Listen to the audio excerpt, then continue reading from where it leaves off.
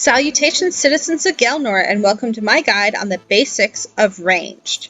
Ranged is actually going to be more accurate and stronger than any other combat choice. It's also going to be strong against magic, but weak against melee, part of the combat triangle. Your various weapons are going to be long, short bows, crossbows, throwable weapons, the toxic blowpipe, and the dwarf multi-cannon. Different levels are going to unlock different bows as well as different ammos. These are viewable through your range guide by right-clicking on your range stat in your stat skills. Some of you have probably heard the words safe spot before. What is it? How do you use it?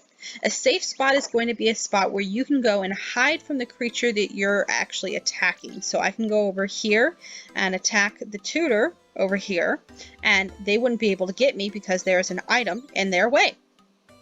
Speaking of the tutors here in Lumbridge, when you first start, you're going to have your ranged tutor. She's going to give you a bunch of free stuff that you can use to train your stats. You can also talk to her and toggle your pickup. This is going to make it to where you can equip your item right away instead of it going back into your inventory. This is definitely useful as it's going to save an inventory spot instead of putting it there. It's going to put it right into your warned items. Not useful if you're using the toxic blowpipe, as it is not going to automatically go into said blowpipe. Your various armors that you're going to get from your range is going to be basically animal hides. You're going to have cow, yak, dragon, snake, and Xeroxmin. You can also get God Blessed and Ancient D hides. These are going to have prayer bonuses associated with them, as well as the same stats for your black D hide. Most of these are going to be locked for free-to-play members. One wonderful item you can get is the Ava's Accumulator, which you get after Animal Magnetism. This will automatically pick up the arrows that are used but not broken when you use your range. This is going to be worn in your cape slot, and it is absolutely amazing. The higher tier you go for the Ava's device, the better it's going to pick up your dropped items, but it's also going to sometimes pick up random items as you go along. Of your various different weapons, each one is going to have their pros and their cons. Crossbows are going to be your most accurate, and they're only going to take up your primary hand, which means you can use your offhand for a shield. This is definitely useful when you're going against dragons, as you can use an anti-dragon fire shield in your offhand slot. Knives, darts, and axes are going to be your highest attack speed, however, they're not as accurate. The toxic Gielnor, don't correct me if I pronounce that wrong, are throwing rings that are as powerful as the magic short bow. You receive these in the area that has Jad and the fire cape. You can use Chompas, also known as chins. They are explosive ranged items that do a 3x3 square. They are also very expensive, not really a viable method of high range training.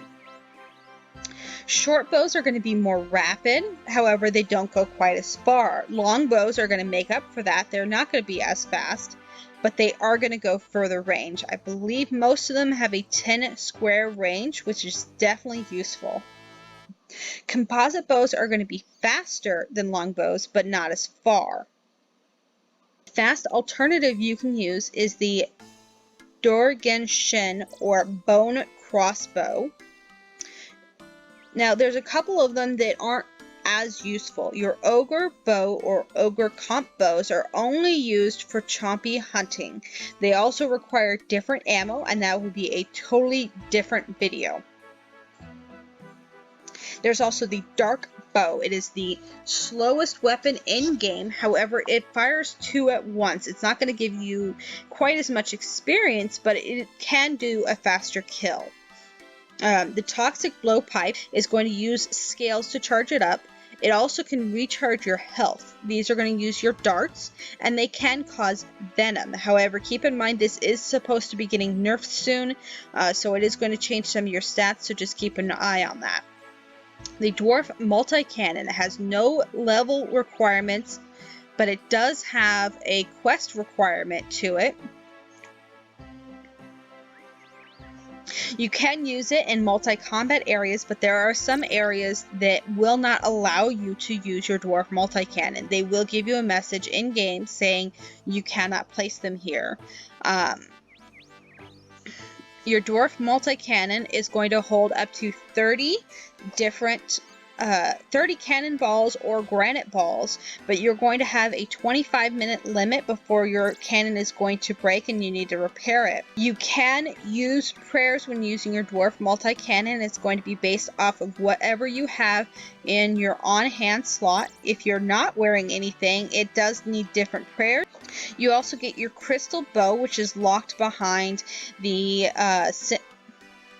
Song of the Elves quest line. This requires no ammo, but it is going to degrade on you. You can get around that by making a secondary one or going to the people in the villages. They are going to be able to fix the degradation. Another weapon you're going to have available is a ballista. It is a two-handed weapon that uses javelins. It's going to be slow, but it's going to do your most damage. Various different ammos are actually going to do different items. Enchanted bolts have bonuses. I'm going to put that on screen for you to read real quick. Poison bolts are also going to be useful, as it's going to inflict poison damage on whatever you're killing at the same time. This is definitely useful when you're doing PVMs because you can go into a safe spot, poison them, and just wait for them to die. Keep in mind, range is not only going to be your strongest combat choice, but it will also have the highest bonuses available in-game when you're wearing your equipment. Best thing you can do is go out there, grind, have fun. Enjoy, Gielnor!